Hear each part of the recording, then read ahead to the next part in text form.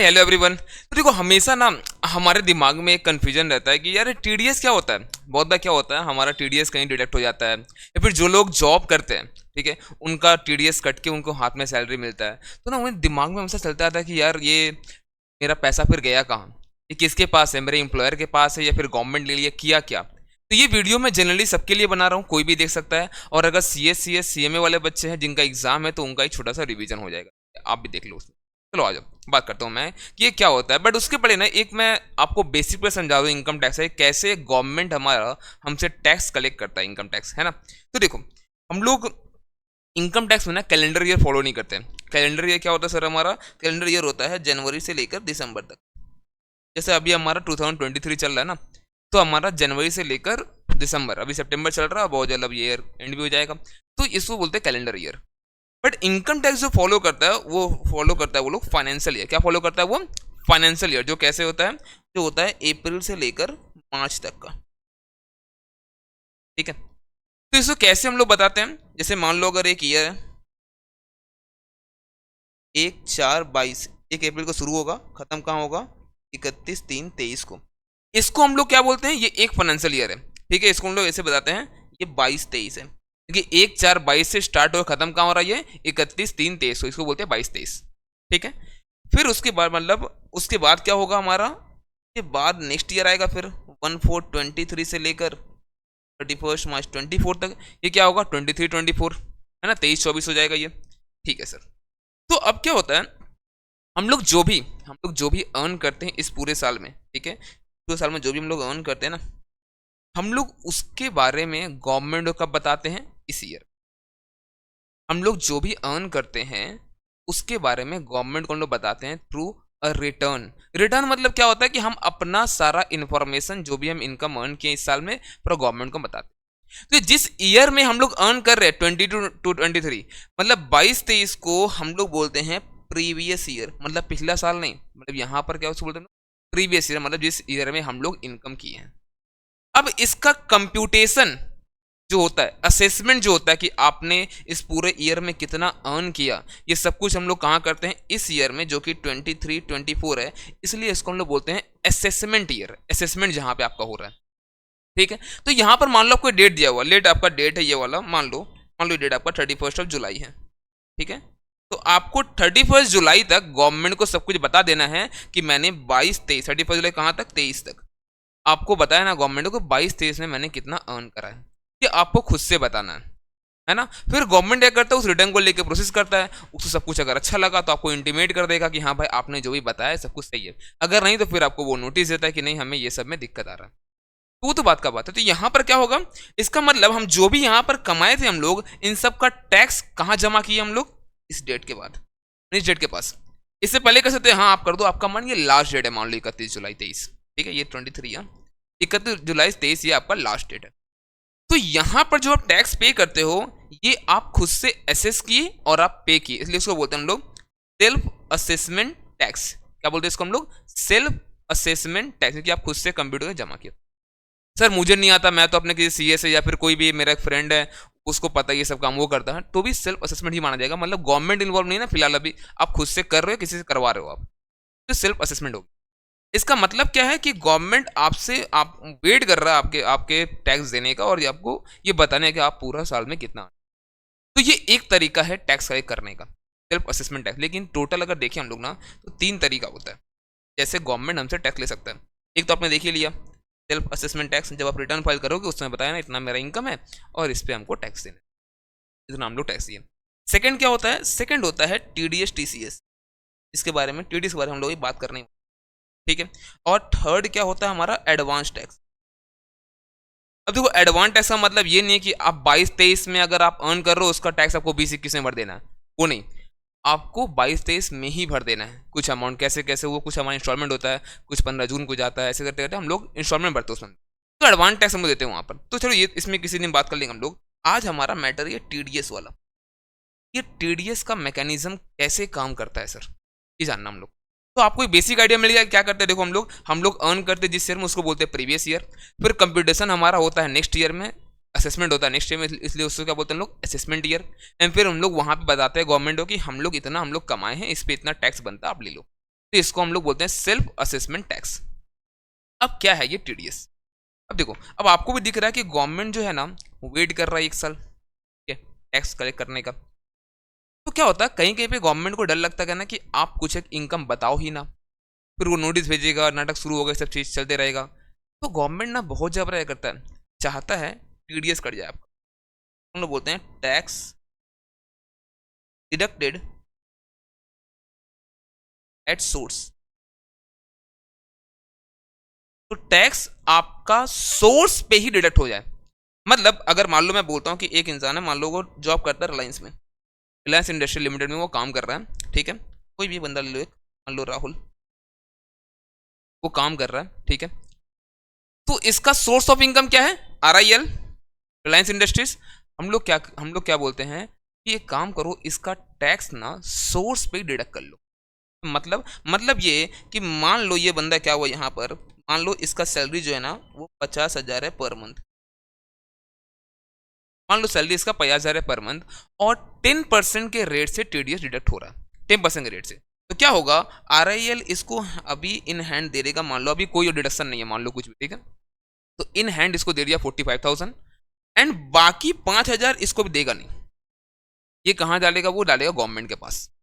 मतलब अगर मैं पूछूं रिलायंस का खर्चा कितना है, तो क्या रिलायंस का खर्चा सिर्फ 45,000 है क्या? तो नहीं, रिलायंस का खर्चा सिर्फ 45,000 से खर्चा पूरा 50,000 ही है। तो रिलायंस जो है वो पूरा 50,000 रुपये ही खर्च कर रहा है, बट क्या कर रहा है वो 45 वो अभी राहुल के हाथ में दे दे रहा है, एंड बाकी 5,000 वो किसको दे रहा है? वो दे रहा है गवर्नमेंट को, but on behalf of Rahul, ठीक है। वो दे रहा है किसको? वो दे रहा है गवर्नमेंट को ऑन बिहाफ ऑफ राहुल, ठीक है। एंड ये है कि ये क्या बोलेगा, मेरा 50,000 का इनकम था जिसमें से 45 हमें अभी मिल गया, और ये 5,000 हमको बाद में मिल जाएगा, समझ लो मेरा जमा है किसके पास? गवर्नमेंट के पास जमा है। ये समझ लो इसके लिए एक एसेट अभी खड़ा है, ये इसका एसेट अभी एक। क्लियर है ये चीज?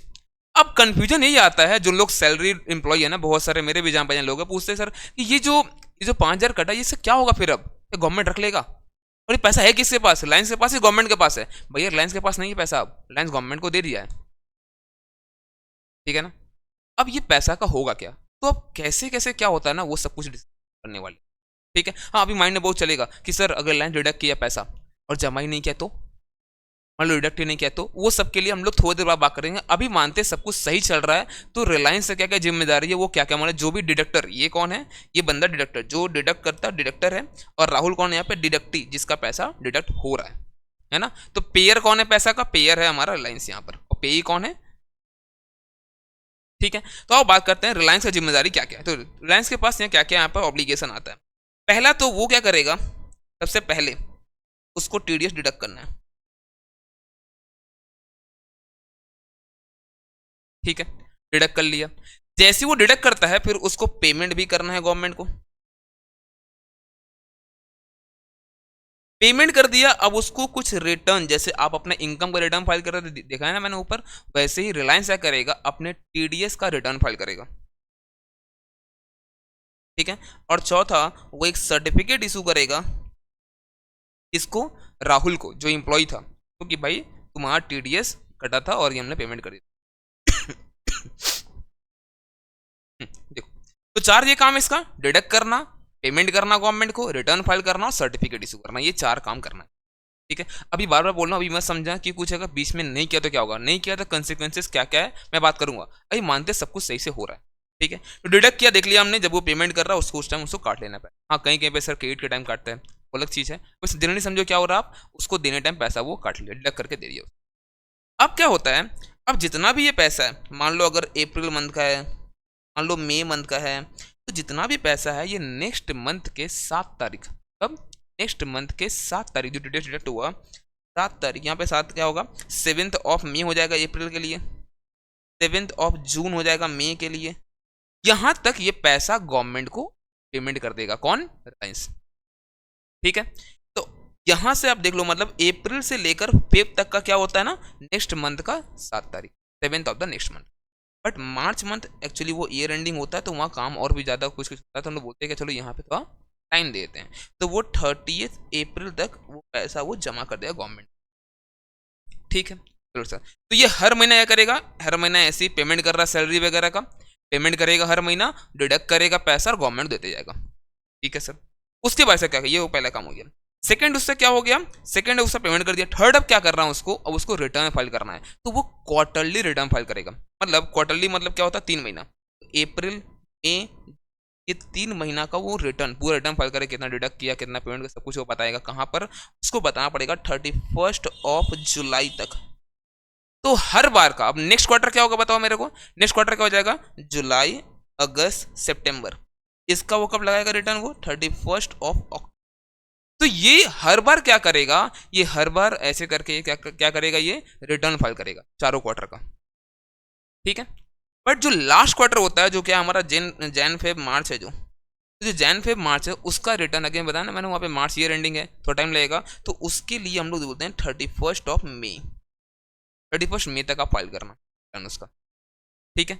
अब देखो जैसे ये रिटर्न फाइल करेगा ना, जैसे ही रिटर्न फाइल कर देगा, मैं टैग किया, पेमेंट किया और रिटर्न फाइल करते गया, जब ये रिटर्न फाइल करते जाएगा ना, तो क्या होगा पता है, अब देखो राहुल को तो पता चलना चाहिए ना कि मतलब मेरा जो पैसा डिडक्ट हुआ सब कहाँ गया।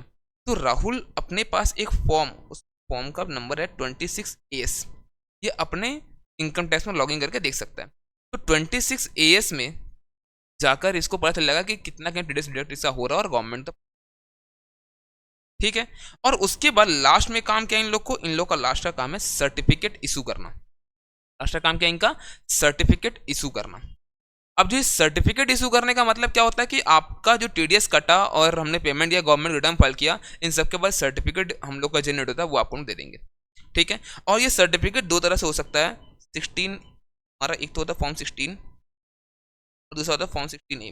देखो और भी है 16B, C, D, तो मैं ना जनरल बातें कर रहा हूँ। जो बच्चे अभी मान लो जो लोग पढ़ाई कर रहे सी एस, उनको लग रहा होगा सर 194 IA, IB, M इन सब का क्या हुआ, मैं जनरल बातें कर रहा हूँ, उन सबको साइड रखो अभी। ठीक है।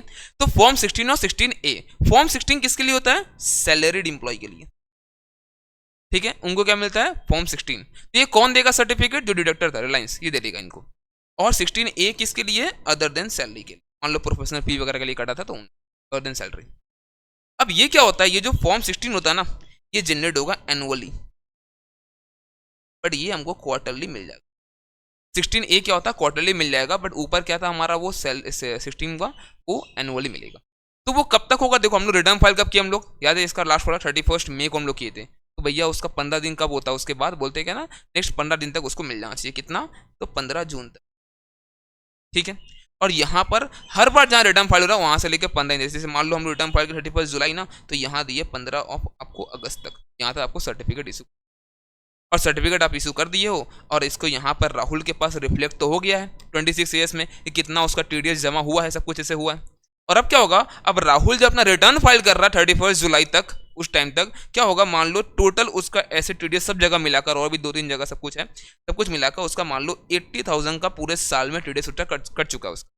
और क्या हुआ है, जब वो रिटर्न फाइल कर रहा था उस पर टैक्स लाइबिलिटी टोटल आ रहा था मान लो 1,12,000 रुपया, और वो क्या बोलेगा, देखो मेरा 80,000 का टीडीएस में ऑलरेडी जमा है, मान लो कुछ और नहीं, एडवांस टैक्स वगैरह कुछ अभी नहीं है फिलहाल अगर, ठीक है, तो 1,12,000 माइनस ये 80, ये 32,000 का जो बचा ना, इतना का टैक्स वो गवर्नमेंट दे देगा। मतलब ये 80 भी क्या है उसका, ये 80 उसका एडवांस टैक्स जमा है गवर्नमेंट के पास, और कुछ नहीं। सर मान लो मेरा टैक्स आया नहीं, टैक्स जीरो है, कोई बात नहीं, रिफंड आप क्लेम कर लो, आप रिफंड क्लेम कर लो, विद इंटरेस्ट गवर्नमेंट आपको दे, कोई दिक्कत नहीं है, आप रिफंड क्लेम कर लेना।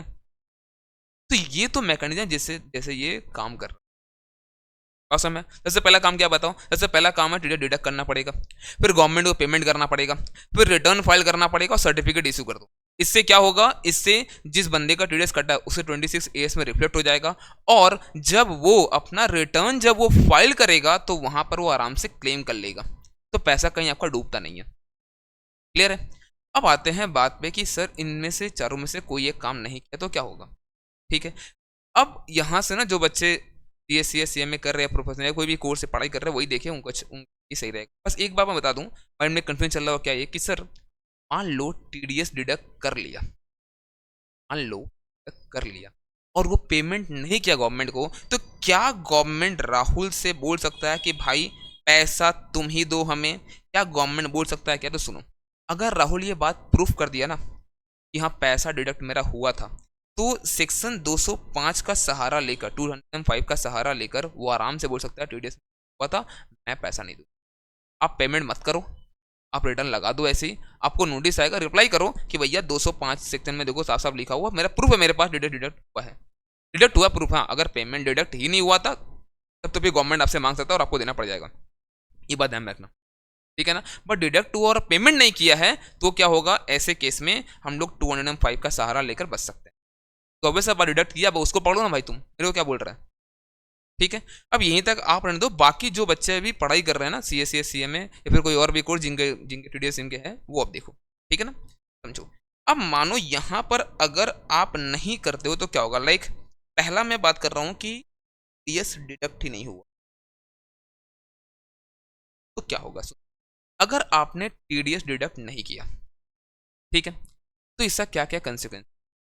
पहला तो आप क्या कर रहे होगे, आप इसको अपने बिजनेस में खर्चा क्लेम करते होगे, यार पीजीपी पढ़ रखा था हम लोग ने, आप खर्चा क्लेम करते होगे, उस खर्चे का 30% हम करंट ईयर में डिसअलाउ कर देंगे, और अगर नॉन रेसिडेंट का पेमेंट हुआ ना तो पूरा 100% डिसअलाउ कर देंगे, और जिस ईयर में डिडक्ट करके आप पे करोगे गवर्नमेंट को, उस ईयर में हम लोग फिर से अलाउ कर देंगे।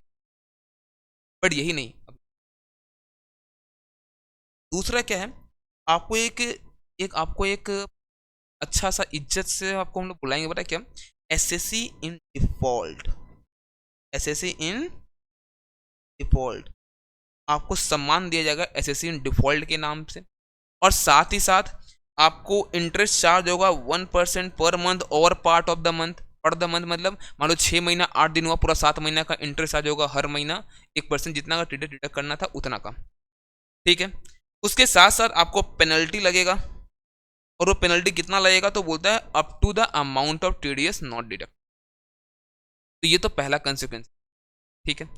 दूसरा हम लोग बोलते हैं क्या कि सर ये ना बहुत सियाना है, डिडक्ट तो किया, डेट से डिडक्ट किया मान लो, और पेमेंट मान लो डिडक्ट टाइम पे किया या लेट से किया, बट पेमेंट नहीं हुआ है। देख भैया, अगर तुमने डिडक्ट करके पेमेंट नहीं किया तो फिर से तुमको हम लोग फाइन चार्ज करेंगे, तुमको इंटरेस्ट चार्ज करेंगे। इंटरेस्ट कितना वहां पर, वहां है 1.5% पर मंथ और पार्ट ऑफ द मंथ।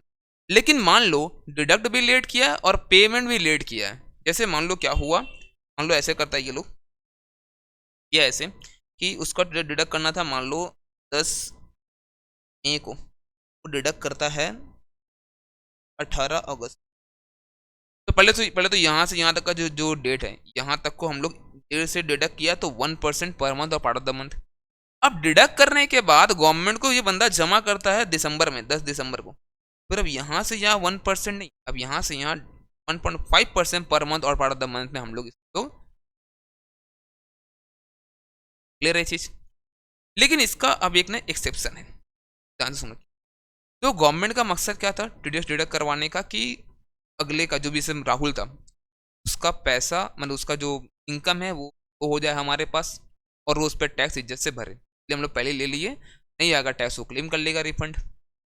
पर ध्यान समझो, यहाँ बात यह है कि मान लो अगर राहुल ईमानदार बच्चा की तरह क्या करता है, राहुल राहुल ईमानदार बच्चा, मान लो डिडक्ट ये किया ही नहीं था, ये टीडीएस डिडक्ट किया ही नहीं था, तो राहुल क्या किया, ईमानदार बच्चा की तरह करता क्या किया, वो पूरा का पूरा इनकम अपने पास दिखाया है, 50,000 रुपये था हर मंथ का, उस पर जो भी टैक्स बनता है वो इज्जत से वो पे कर दिया है। अगर ऐसा सब कुछ अगर हुआ है, और साथ ही साथ रिलायंस जो है इसके सीए से, ये इसके अकाउंटेंट को बोलते हैं बट वो सीए है, इसके सीए से अगर ये सर्टिफिकेट ले लेता है इस चीज़ का कि हाँ ये सारा इनकम दिखा दिया है, ये सारा पेमेंट कर दिया टैक्स, अगर ऐसा हो गया है तो रिलायंस को ये खर्चा अलाउ, जो बोलते हैं ना यहाँ पे 30% डिसअलाउ होगा पीजीपी में, वो डिसअलाउ नहीं, आपको हम लोग एसएससी इन डिफॉल्ट फिर नहीं मानेंगे। हाँ बट जितना दिन का लेट पेमेंट हुआ है गवर्नमेंट को, डिडक्शन जो से हुआ इतना ना, ये वो 1% पर मंथ और पार्ट ऑफ द मंथ का इंटरेस्ट कहाँ तक, जब जिस दिन वो रिटर्न फाइल किया, मान लो 31 जुलाई का था, वो रिटर्न फाइल कर दिया है मान लो 15 जुलाई को, वो तो वहां तक का जहां डिडक्ट करना था वहां से लेके यहाँ तक का क्या बोलेंगे उसको, कि इतना दिन का 1% पर मंथ और पार्ट ऑफ द मंथ से आपका इंटरेस्ट लगते जाए। तो सुनो, दो चीज हुआ, पहला तो डिडक्ट ही नहीं किया, तो डिडक्ट ही नहीं किया, या फिर डिडक्ट किया लेट से पेमेंट किया। डिडक्ट नहीं किया, एसएससी इन डिफॉल्ट माना जाएगा, ठीक है। 30% खर्चा डिजर्व हो जाएगा, 100% होगा अगर वो नॉन रेसिडेंट हुआ तो। टीडीएस पेमेंट जो है वो लेट से करते हो तो क्या होगा, अगेन आपको क्या बोलेंगे हम लोग, 30% हो तो वो तो होगा ही। यहाँ पर साथ में क्या होगा हमारा, ये हमारा 1.5% per month part of the month से हमारा ये यहाँ पर चल जाएगा पैसा फ्रेश, ठीक है। बट ध्यान में रखो, अगर हम लोग पैसा जिसको मतलब पेमेंट हम लोग कर रहे थे, वो बंदा अगर इज्जत सारा अपना टैक्सेस दिखा मतलब रहता है और सारा इनकम दिखाता है तो चलेगा। हाँ, पहले जो था ना ये प्रोविजन केस डिफॉल्ट नहीं मानेंगे, ये पहले सिर्फ रेसिडेंट पेई के लिए था जिसको पे कर रहे हैं, बट आज के टाइम में दोनों अलाउड है। मतलब पेमेंट जिसको कर राहुल है, ये आर हो या एनआर, रेसिडेंट नॉन रेसिडेंट हो, दोनों में चलेगा, कोई दिक्कत। अब नेक्स्ट हम लोग आते हैं कि मान लो वो टीडीएस से डिडक्ट किया, पेमेंट किया, वो सर रिटर्न फाइल नहीं किया तो क्या। देखो, अगर वो रिटर्न फाइल नहीं करता है तो हम लोग बोलते क्या, उसको जितना रिटर्न वो डिले करेगा फाइल करने में ना, उसको 200 रुपया पर डे का हम लोग कहेंगे हम लोग, ठीक है। और ये कहाँ तक जाएगा, मैक्सिमम कहाँ तक जाएगा, ये मैक्सिमम जाएगा, पता है कहाँ तक हमारा, ये मैक्सिमम जाएगा ये अप टू द अमाउंट। तो 7,000 रुपये टीडीएस जमा हम लोग जमा किए, रिटर्न वगैरह नहीं लगाए हैं, तो वो 200 रुपया पर डे जहाँ से डिले होना शुरू हुआ वहाँ से मैक्सिमम कितना अमाउंट जाएगा, 7,000 तक, ठीक है। और अगर मान लो सर्टिफिकेट आप इशू करने में लेट किए तो यहाँ बोलता है 100 रुपया पर डे का फाइन लगेगा, और वही मैक्सिमम हमारा कहाँ तक वो क्लियर है। तो ये जो बच्चे अभी पढ़ रहे होंगे जिनका एग्जाम है, उनका एक थोड़ा सा रिवीजन हो गया होगा, और ये जनरली सबको समझ में ये चीज़ आ गया होगा कि ये टीडीएस होता क्या, करता कैसे है, और इसका पैसा हमें वापस किस रूप में, ठीक है। चलिए